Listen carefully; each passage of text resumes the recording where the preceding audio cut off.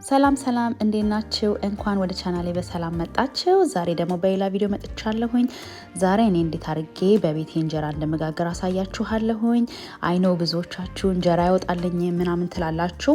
እመኑኝ እኔ ራሱ በእናንተ ጫማ ውስጥ ነበርኩኝ ከተወሰነ ዓመታት በፊት ማለት ነው። ነገር ግን አንዴ ጓደኛዬ ነገረችኝ እንዴት ማድረግ እንዳለብኝ። አሁን እሱን ዘዴ ተጠቅሜ ቆንጆ እንጀራ ጋግራለሁ ማለት ነው። እርግጠኛ ነኝ እናንተም ትጋግሩታላችሁ። እንደምታዩት 6 ኩባያ የሚሆን የጤፍ ዱቄት ነፍቻለሁኝ። እዚህ ጋር ደግሞ ፍሪጅ ውስጥ አስቀምጬ የነበረ እርሾ አለና ከበፊት እንጀራ አስጋግር የተረፈ ውሃውን አቀረውና ደፋውና ከስር ያለውን ብቻ ነው እንግዲህ እንደምታዩት የምጨምረው። ስለዚህ ሁሌ በጋገራችሁ ቁጥር መጨረሻ ላይ የሚቀረውን አለቅልቃችሁት ይሄ ማቡካያችሁን በቃ አርጋችሁ ፍሪጅ ውስጥ ማስቀመጥ ነው ማለት ነው። በሚቀጥለው እስከምታቦኩት ድረስ እንደምታዩት በማቡኪያ ነው የምጠቀመው። አንዳንዴ ወደ 7-8 ኩባያ ዱቄት ማቦካ ከሆነ በእጄ ነው ማቦካው፣ ግን 6 ኩባያ ይችላል ይሄኛው በደንብ ማለት ነው። ስለዚህ እንደምታዩት በማሽኑ በደንብ አቦካለሁ። ካልሆነ በእጃችሁ መጠቀም ትችላላችሁ ማለት ነው። እና ማቦካው ግን ወፈር አድርጌ ነው እና እንዲሁም ደግሞ የተጠቀምኩት የመስቀል ዱቄት ነው። እንደምታዩት እዚህ ጋር ይሄንን ይመስላል። አይቮሪ የሚለውን ነው የተጠቀምኩት።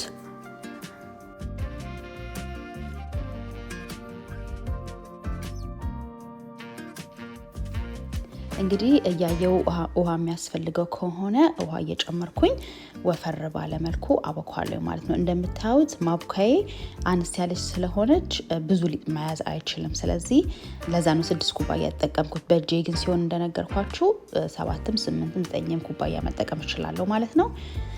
አሁን በደንብ አድርጎ አብኩቶታል። ግን ከስር ዱቄት ያለው ስለመሰለኝ እንደምታዩት ከስር ትንሽ እንትንለዋለሁ። እንዲህ ምንድነው ገልበጥ አደርገዋለሁ ማለት ነው፣ በደንብ እንዲዋሃድ ዱቄቱ።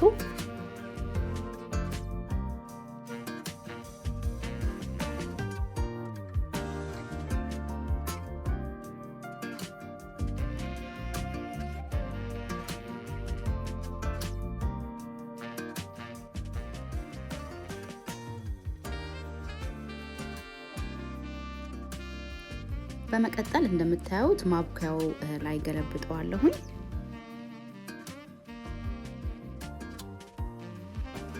ከዛ የሚበቃውን ያህል ውሃ ከላይ ልክ እንደምታዩት ማለት ነው፣ ያው በጣምም ሳይበዛ አድርግበትና ከድኜ ለ4 ቀን 5 ቀን ድረስ አስቀምጧለሁ ማለት ነው። ግን በየ2 ቀኑ ውሃውን እቀይርለታለሁኝ።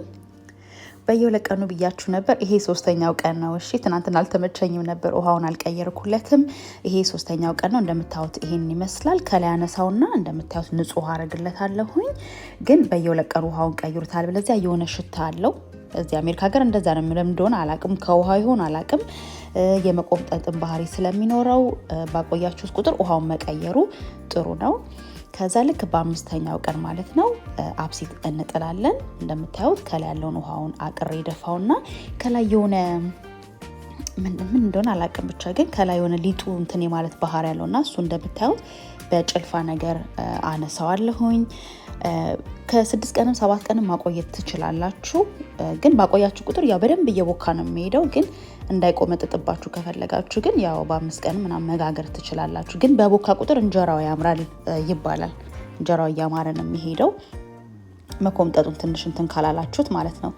ከዛ እንደምታዩት በድስቴ ላይ ውሃ አድርጌያለሁኝ።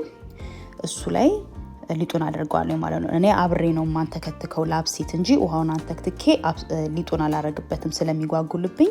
ለኔ ጠቀመኝ በእንደዚህ አይነት ዘዴ ነው። ስለዚህ እንደምታዩት በደንብ በጠብጠውና ከዛ አንተከትከዋለሁ ማለት ነው።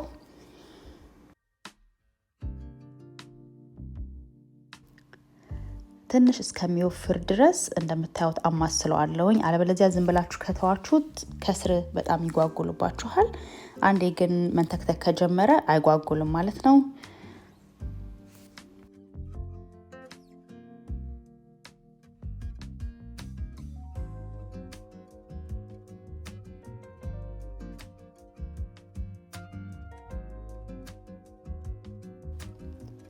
በመቀጠል ክዳኑን ያላረኩበት እንትን እንዳይገነፍልብኝ ነው። ግን ፎይል አድርጌ እሳቱን ቀንሻን ተከትኳለሁ። አሁን በደንብ ተንተክትኮ እንደምታዩት ይሄን ይመስላል።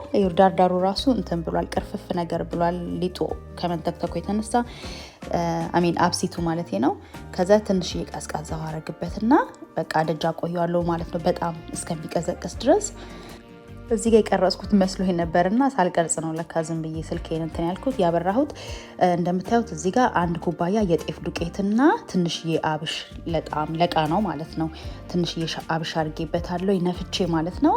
ቀጥሎ የቀዘቀዘውን አብሲት እናደርግበታለን። ለዛ ነው አብሲቱ በጣም ስለቀዘቀዘ እንደምታዩት ወፈር ብሏል። ግን አጠለዋለሁኝ ያው ጓጎላ ምናምን እንዳይኖረው።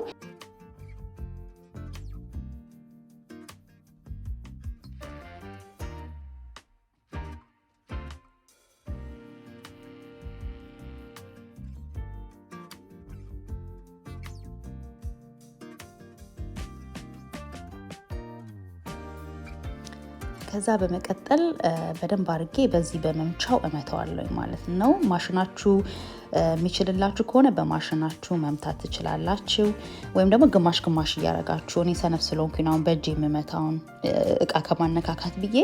ስለዚህ በደንብ አድርጌ እስከሚዋሃድ ድረስ እንደዚህ እንትን እለዋለሁኝ። ከዛ ውሃ እየጨመርኩኝ እያቀጠንኩኝ በደንብ አድርጌ አዋህደዋለሁኝ ማለት ነው።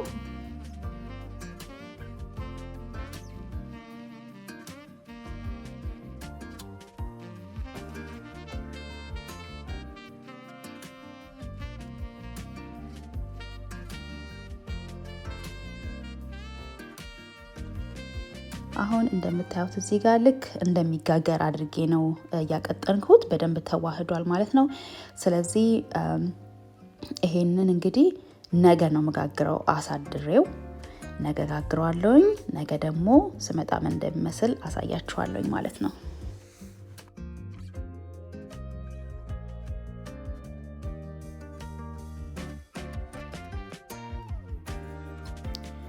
አሁን ምጣዳችን እናዘጋጃለን። ምጣዴን እንደምታዩት በዚህ በኩል ተሰብሮብኛል። ባለቤቴን የሰበረው ከእጁ አምልጦ ሲያመጣልኝ ተሰበረበትና ግን ስቲል ይሰራልና መቀየሩ አሳዘነኝ። ግን አሁን በቃ የመቀየሪያው ሰዓት ደርሷል። ምክንያቱም የተሰበረበት አካባቢ የሆነ የመያዝ ነገር አመጣብኝ ማለት ነው። ግን ለጊዜው በዚህ ነው የምጠቀመው እስከምገዛ ድረስ። ከስር ያው መደገፊያ ያስፈልገዋል በደንብ እንትን እንዲል በአንድ በኩል ብቻ እንዳያጋድል እና ምጣዳችንን እናገላለን። እኔ በ145 ላይ ነው መጋግረው።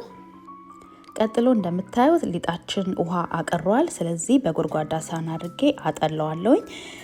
ማጠላውን አልደፋው ማስቀምጠዋለሁኝ። ምናልባት ሊጡ ከወፈረብኝ በራሱ ነው ማቀጥ ነው እንጂ በሌላ ውሃ አይደለም። እና እንዳደፉት ለዛ ነው ለብቻ ያስቀመጥኩት። ከዛ እንደምታዩት አዋህደዋለሁኝ። ቆንጆ ከሆነ በቃ መጋገር ጀምራለሁ። ወይ ደግሞ ከወፈረብኝ ደግሞ ይሄንን ያቀረርኩትን በመጠቀም ነው የማቀጥ ነው። እርግጠኛ ነኝ ትጋግሩታላችሁ፣ ሞክሩት። ምክንያቱም ብዙ ሰው እንጀራ ያወጣልኝ የሚላል። ግን እስኪ በዚህ ዘዴ ሞክሩትና ከወጣላችሁ እታች ኮሜንት ስራ አስቀምጡልኝ፣ ወይ በኢንስታግራም ፔጅ የኢንስታግራም ፔጅን ከስራ አስቀምጥላችኋለሁ። በሱ ኮንታክት አድርጉኝ ባካችሁ። ከዛ ልክ ሲግልልኝ ምጣዴ እኔ ቤኪንግ ሶዳ ነው የምጠቀመው። በቤኪንግ ሶዳ እንደምታዩት የመጀመሪያውንና መሀል ላይ ምናልባት አንዴ ድጋሜ እንትን እላለሁ አስሰዋለሁ ምጣዱን። ግን አሁን ቤኪንግ ሶዳ ነው። በቤኪንግ ሶዳ ስታስሱት በጣም ቆንጆ እንጀራ ያወጣላችኋል። ከዛ ሊጡን እንትን እለዋለሁ እና እዚህ ጋር እንዳስቁብኝ በእናታችሁ። ምክንያቱም እኔ ምንም ሞከር ከምቢ ያለኝ ማዞርና በእንደዚህ አይነት ዘዴ ነው የምጠቀመው። ግን ግራም ነፈሰቀኝ። ያው እንደምታዩት ክብ እንጀራ ነው የወጣው። ስለዚህ እንደዚህ ነው የምጋግረው። እናቴም ተለማመጂ ትለኛለች። ይኸው ብልብል እምቢ ያለኝ በቃና። ለማንኛውም እንግዲህ እንጀራው ይሄን ይመስላል። እንደምታዩት አይኑ በጣም ያምራል። ችክችክ ያለ ነው። ቆንጆ እንጀራ ነው የሚወጣላችሁ እርግጠኛ ነኝ። በመቀጠል ያው እከድ ነውና ትንሽ እስከሚበስል ድረስ እጠብቀዋለሁኝ ማለት ነው።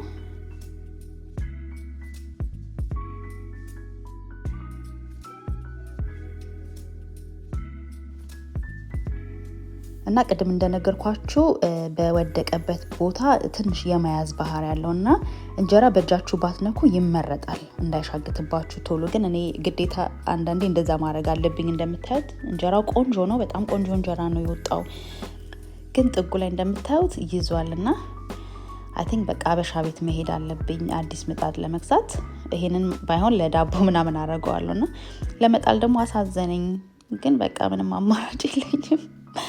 ለማንኛውም ሰሞኑን ሄጄ መግዛት አይቀርም እና እንደዛ እያደረኩኝ እንግዲህ እያሰስኩኝ እጋግራለሁ ማለት ነው። ሌላው የምነግራችሁ ነገር በንጋታ እንኳን መጋገር ካልቻላችሁ ሊጡን ፍሪጅ ውስጥ ማስቀመጥ ትችላላችሁ በፈለጋችሁበት ጊዜ ለመጋገር። እንዲያውም እኔ ፍሪጅ ውስጥ አንዳንዴ በንጋታው ካልተመቸኝና ካልጋገርኩት ፍሪጅ ውስጥ ተቀምጦ መጋገረው እንጀራ ይበልጥ አይኑ ያምራል። ለምን እንደሆነ አላውቅምና አይ ቲንክ ቅዝቃዜ ይወዳል መሰለኝ ሊጡ አላውቅምና እንደዛም ማረግበት አጋጣሚ ያለና ካልተመቻችሁ በንጋታው በሁለተኛው ቀን በሶስተኛው ቀን መጋገር ከፈለጋችሁ ፍሪጅ ውስጥ ማስቀመጥ ትችላላችሁ ሊጡን። እና ራሳችሁ ደግሞ ቤታችሁ ውስጥ የምትጋግሩት እንጀራ የራሱ የሆነ የተለየ ነገር አለው ውጪ ከሚገዛው ይልቅ። አሁን አይ ዶንት ኖ ምን እንደሚጨምሩበት እንኳን አላውቅም እና እንጀራው እንደበፊቱ አይደለም የኢትዮጵያ እንጀራ የሚመጣውና የመቆምጠጥ ባህሪ ያለው እንዲሁም ደግሞ በጣም ስስ ነው ብታዩ። ይሄ ግን የቤት እንጀራ የምትጋግሩት በቃ ጤነኛ ነው። ሁለተኛ ነገር ደግሞ በቃ ቶሎ የሚያጠግባችሁም ነገር ነው ማለት ነው። ግማሹ ራሱ ያጠግባልና ቤት መጋገሩ ጥሩ ነው። እንግዲህ የዛሬ ቪዲዮ ይሄን ይመስላል። እንደወደዳችሁ ተስፋ አደርጋለሁኝ። በዚህ ዘዴ ከሞከራችሁትና ከተሳካላችሁ ኮሜንት ስራ አስቀምጡልኝ። እንጀራውም እንደምታዩት ቆንጆ ሆኗል። ይሄ የምትይዘው ቦታ እንደምታዩት እሱ ጋር ነው እንጂ ትንሽ ችግር ያለው ሌላው አይኑ ምናምን በጣም ቆንጆ ነው። ይሄን ይመስላል የዛሬው ቪዲዮዬ። በሚቀጥለው ቪዲዮ እስከምንገናኝ ባላችሁበት ሁሉ ሰላም ቆዩልኝ። ቻው ቻው።